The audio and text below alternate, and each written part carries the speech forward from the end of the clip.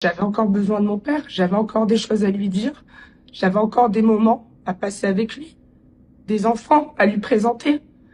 Je m'appelle Miranda Nacha, j'ai 25 ans et je suis la fille aînée de Nacha Ahmed, 57 ans, qui était victime d'un attentat, d'un assassinat, d'un homicide volontaire en bande organisée, le lundi 11 mai, sur la place des Amaryllis à 15h30. Il a déposé l'enfant à l'école à 13h30.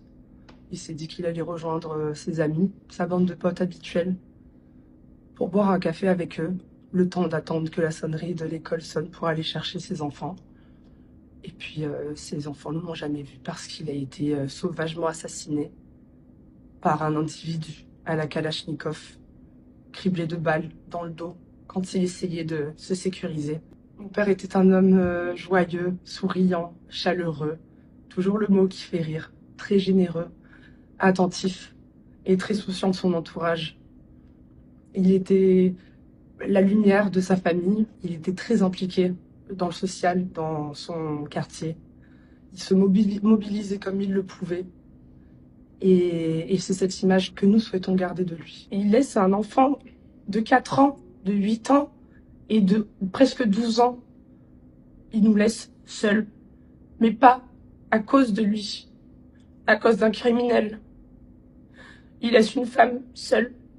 J'avais encore besoin de mon père, j'avais encore des choses à lui dire, j'avais encore des moments à passer avec lui, des enfants à lui présenter, des paroles à lui dire. Les circonstances de ce drame font que je n'arriverai pas, et je le sais, à réussir à faire mon deuil correctement, parce que c'est de la barbarie, c'est lâche. Je n'arriverai pas à trouver la paix tant que justice ne sera pas faite. J'ai le cœur en miettes. Je tiens quand même à remercier l'État et tout ce qui a été mis en place pour leur rapidité et leur efficacité. Parce qu'en l'espace de 72 heures, discrètement, ils ont réussi à mener à bien leur enquête. Et il y a eu du résultat. Ce sont des personnes innocentes qui n'avaient rien à voir là-dedans.